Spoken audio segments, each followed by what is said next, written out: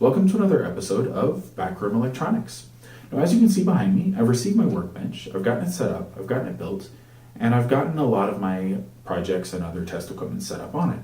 Now, while I was doing all of this, I've also received a number of other upgrades to my setup. I've received studio lighting, I've received some other pieces of equipment, and on top of all of this that I've already been doing, I still wanted to produce some content.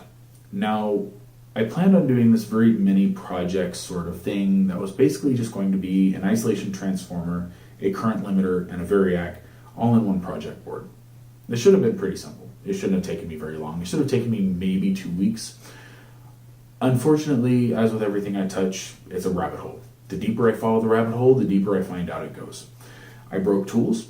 I ended up replacing a Variac. I ended up having to completely redesign my circuit multiple times, and the original piece of equipment that started this whole thing, I'm no longer using. I can't use it. It's not safe for me to use. It's not okay for me to use. And even the project case that the original device was in, I still can't use that either because it's too small to fit what I actually needed to fit. So I've had to completely redesign everything while designing all of this, while building all of this, while getting studio lighting and other upgrades in my studio setup. And it's just been a colossal mess. Now, hopefully this is part one of only a 2-part setup, but here is my isolation transformer board. Hope you enjoy. All right, so here's my isolation transformer.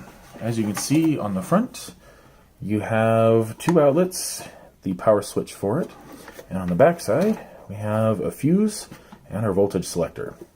That's pretty much all it is. I mean, it's weighty. It's definitely got a transformer in it, but I don't think this is actually an isolation transformer. So let's find out.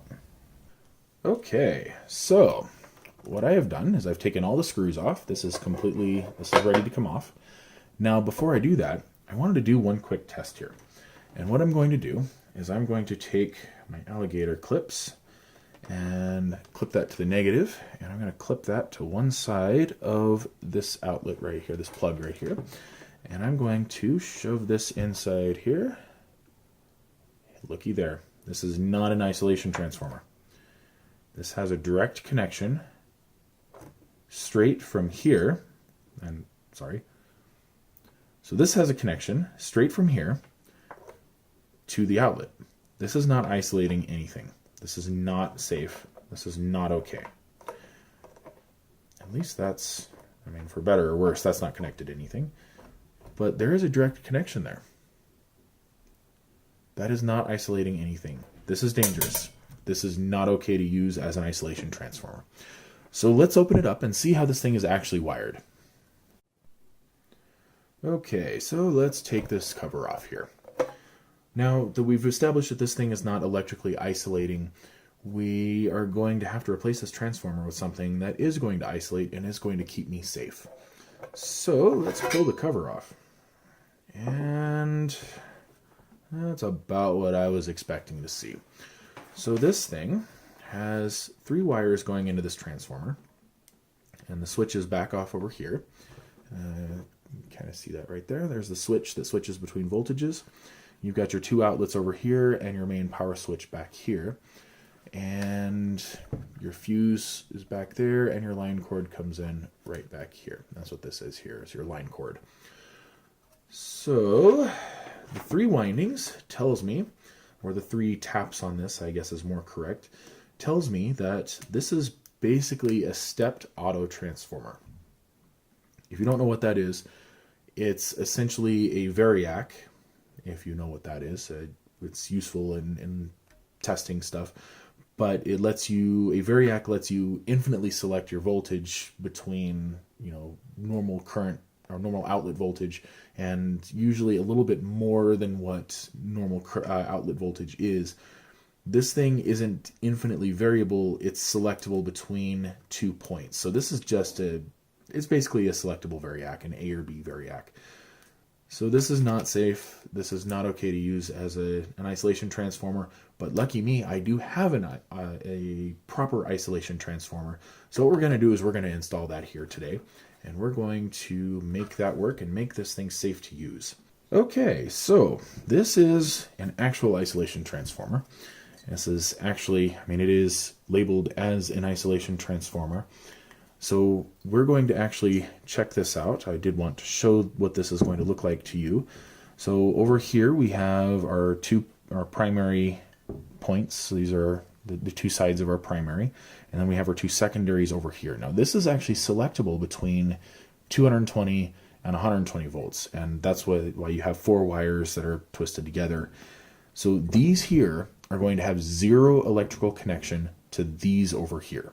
And this white one over here is the shield. It's actually to keep any RF noise out of the device, which is really nice. I can actually upgrade my isolation transformer when it actually is an isolation transformer and have it shielded. So if I touch across here, oops, let's get a good connection here. Come on. So if I touch across here, you get 2.8 ohms. And if I touch over here, you get nothing.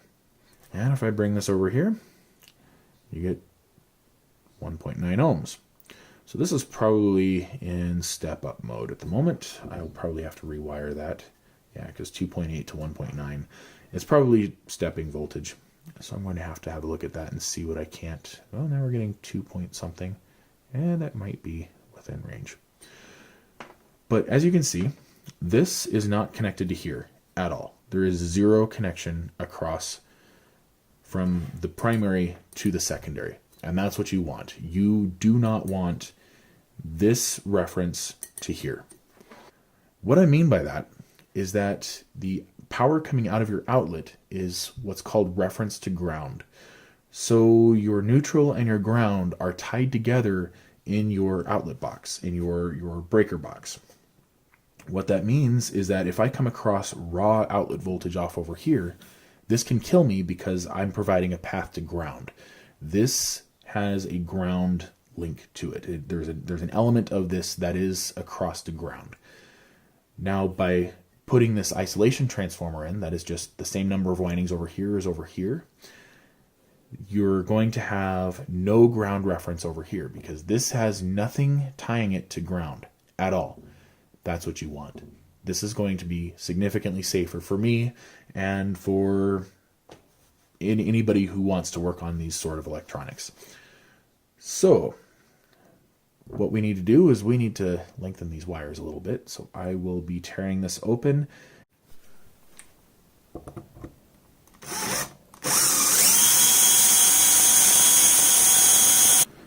right, let's go for a bigger one here. Still not quite big enough. Okay, let's go up a size again.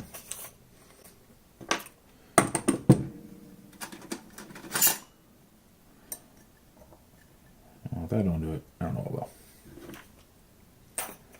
Oops, go that way.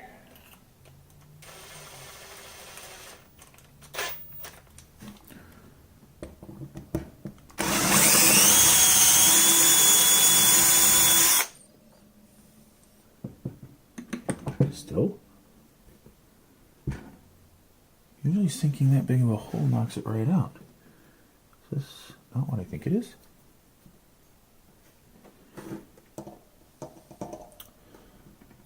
This is the unfortunate reality of working on ancient equipment like this because you don't know how it was constructed, but you still have to make it work anyways. And that may have actually done it. Yeah. He is in there. I don't want to drill all the way down because that's how you damage the core and change the profile of it. Let's see. I don't know where my pin punches are. Kind of gotten lost in the shuffle of all this.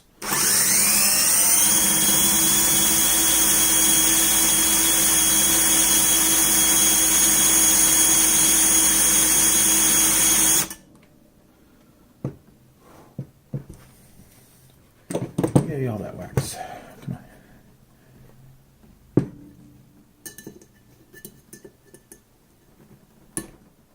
Yeah, that's actually working okay. I'm more okay with that. Okay. So now I know what we need to do. All right. Oh, goodness. Wow. Oops.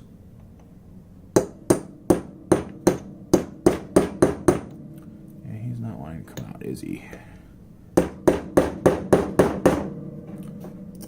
this is fun.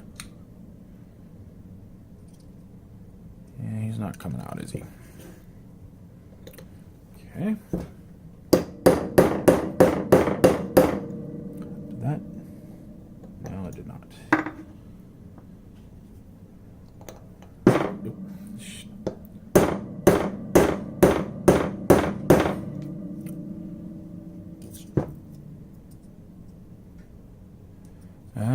This is bad. I might have to drill the top side out, and that's never easy to do. Generally what I do is I drill out the weak side of the rivet, and that's the side that has the curled top that has the hole in the center. So if you've never seen a rivet, I'll show you before I set another rivet on something next on another project. But for right now, generally if you just drill out that side and just kind of tap it, on a lot of cases like with electronic connections, you don't even need to tap it. It just kind of falls out when you grab the terminal strip or whatever you're disconnecting from the chassis. It just kind of comes right out. This guy was definitely glued into place, and I'm not so sure it's going to come out cleanly because I'm hitting it kind of hard here, and we're not getting anywhere. So let me move my light so I don't risk hitting that.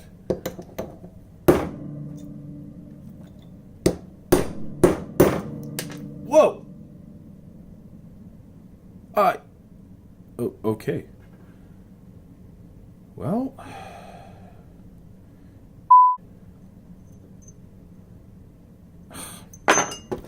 all right. Well, I need to get new tools.